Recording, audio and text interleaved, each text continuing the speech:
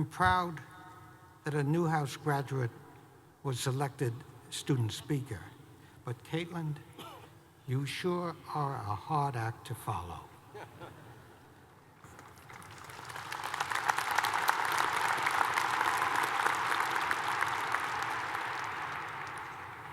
Thank you, Chancellor Severud, for your kind words, but I need to correct one thing. A giant I am not. Good morning, trustees, deans, members of the faculty, families of the graduates, and an especially good morning to graduates. I grew up in the newspaper business. One of the greats of my newspaper world, the late Punch Sulzberger of the New York Times, once told me a universal truth, which I am happy to share with you today. And I quote, "There is no such thing as a too short speech."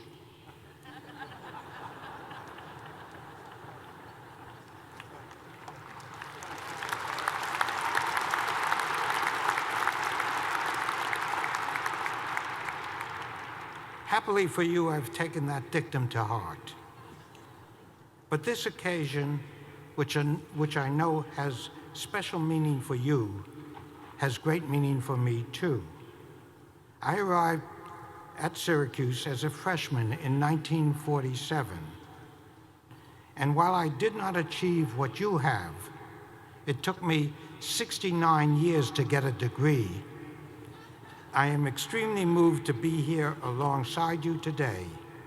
And if you will indulge me, I'd like to tell you something about good fortune and its opposite, something about love and loss, and what it has taught me. I was not an especially self-confident young man. I came to Syracuse largely because my visionary and highly creative brother Cy, my lifelong partner and closest friend, came a couple of years before. My father, who started life in a tenement on the Lower East Side of New York, did not emphasize scholarship in quite the same way he might have in a later generation. He was one of those young people, a son of an immigrant from a large struggling family, who through brilliance and drive, hard work, luck, and a keen eye for opportunity, went from being an apprentice lawyer to a successful publisher of newspapers. From Staten Island to Long Island, Newark to Syracuse, he began buying newspapers in a pre-digital era when newspapers were the core of a community. Both my brother and I were eager to go to work in his fascinating newspaper world. When I arrived at Syracuse, it was the post-war years. Like so many universities, Syracuse expanded to accommodate thousands of returning veterans.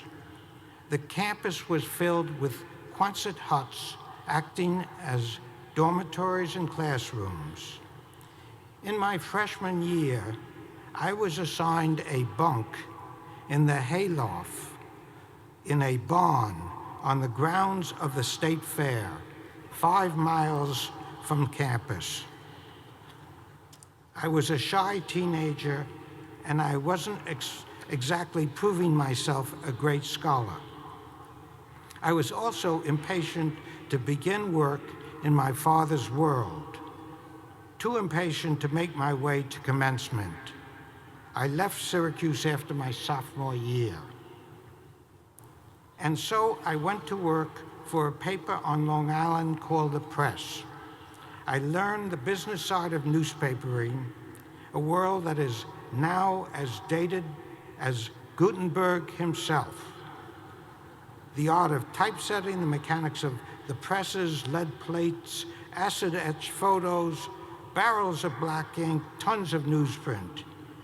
Every day, the production cycle began at 4 a.m., and that's when I began work. and I loved it. To this day, I still can't help but get to the office by 5, just about when you all will be getting home after tonight's celebration, I would guess. My Uncle Teddy was my coach, my mentor. He taught me the business. He was rock hard and fierce and decisive. Not long after I started working for him, he went on a brief vacation. When he came back, he said to me these never-to-be-forgotten words: "Donald, I have met this girl, and you are going to marry her." I said, "Yes, Teddy." With that, my life changed. Susan Marley was her name, and our first date lasted as long as I could stretch it. From a dinner at a legendary New York restaurant to 2 nightclubs.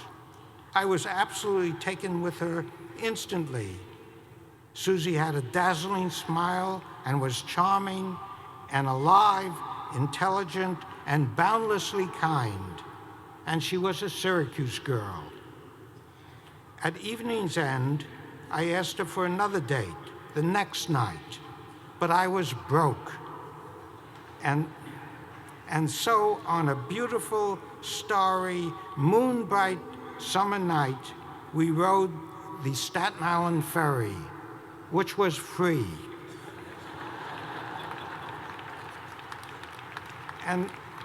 And with my uncle's instructions in mind and my desires, I asked my Susie to marry me. Susie said, "You must be crazy." And she added, "I'm 18 and not going to marry until I graduate Wellesley." Not so crazy me. 5 days after she graduated, we were married.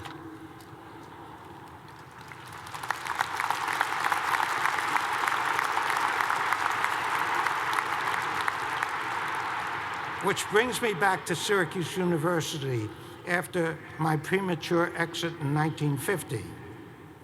My Susie's parents, Lillian and Harry Marley, were Syracusans who graduated Syracuse University in the 1920s. Harry was president of Syracuse's Board of Education and had close ties with the university. Lillian and Harry's blood ran orange. They turned my dad's and my blood orange. And in Harry's and my dad's spirit, let me here offer my hearty congratulations to the Oranges, women's and men's basketball teams, and to coaches Q and Jim Boeheim for making it to the Final Four this year.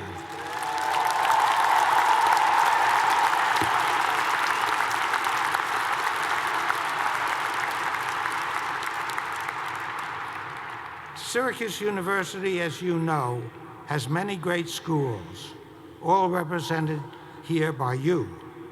But you will forgive me if I speak of one that has a special place in my heart. It started with a 20-minute post-breakfast meeting at the Hotel Syracuse in the late 1950s with then-Chancellor William Pearson Tolley and my dad and me, at which an agreement was reached to establish the S.I. Newhouse School of Public Communications.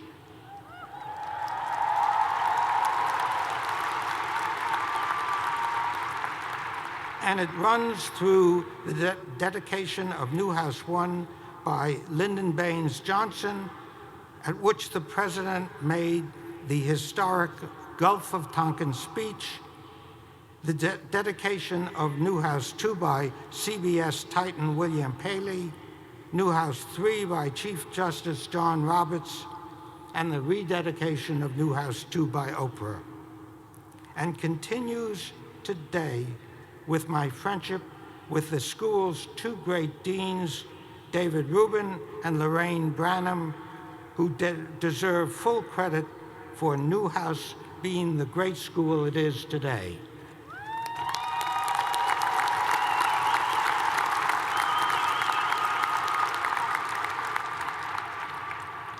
My marriage to Susie, with my marriage to Susie, I began a half century that was cloudless and happy in more ways that I can recount. But because life is never cloudless, even for the very lucky, this happy story takes a turn. In 2003, my beautiful Susie was diagnosed with primary progressive aphasia, a dementia that gradually robbed her of speech and eventually the ability to understand speech. From 2003 to 2010, the downhill slope was gradual but unmistakable. And then in 2010, she became incapable of taking care of herself. When you are fortunate enough to be in love for so long, to enjoy your family and work for so long, there is a feeling of power, of control. I confess to having that feeling, and I lost it. Before her dementia, my Susie and I were as one. As the disease progressed, Susie would change and plateau, and with each change, our worlds diverged a little more. I found myself running to catch up with her, and this was not a race I could possibly win. My life's focus changed. It had to. I could hardly spend the time I once did on work. What was now required of me was something intensely personal, but absolutely essential. I had to make a single-minded effort to learn what I needed to know to make my wife's life bearable. That required my immersing myself in the literature about the disease and extensive work with caregivers and professionals. Like so many who face the loss of a loved one to a physical or mental condition, I had so much to learn in order to do right by my Sue at the very moment when she needed me the most. When Sue's disease reached its ultimate stage, when she was no longer able to care for herself or to communicate with the outside world, I came to the conclusion that what she would want me to do was to play some role in finding a treatment for this horrendous dementia. And so, with the same determination I once reserved for my life in the publishing business, I began an illuminating education in what was possible. I did so with the help of a profoundly effective organization, the Association for Frontotemporal Degeneration. They have helped me learn a great deal about Sue's dementia, and they have pointed me to a road that hopefully might lead to a treatment for it. From the vantage point of 86 years, I can say with some degree of confidence that many of you, sooner or later, will face the seemingly unexpected, the mysterious, serious events and moments in time that you hadn't figured into your plans. And when the time comes, you will have had one advantage that I did not. By finishing your education year here, you've had a prolonged experience that exposed you to complex philosophical ideas, to scientific methods, to a sense of history, to views of the human experience that only great writers and artists can provide. That education, of course, is only a start. Your education here and the education that I hope will be a continuing process in your lives is an essential part of the equipment you will need both to contribute as professionals to the greater community and also to help you live your lives, your personal lives, in a thoughtful, productive, and decent way. And finally, I would add a personal wish. I would hope some of you who studied in the fields of humanities and in the sciences, young as you are, will think of careers that touch on the aged, the demented, and will work to find treatments for these diseases or to find ways of supporting the millions upon millions of families in the United States that have been financially and psychologically devastated by the burdens placed on them by the need to care for their loved ones. Class of 2016, I salute you. I am proud to have received my Syracuse University degree alongside of you, and I wish you great success in your pursuit of happiness. Thank you.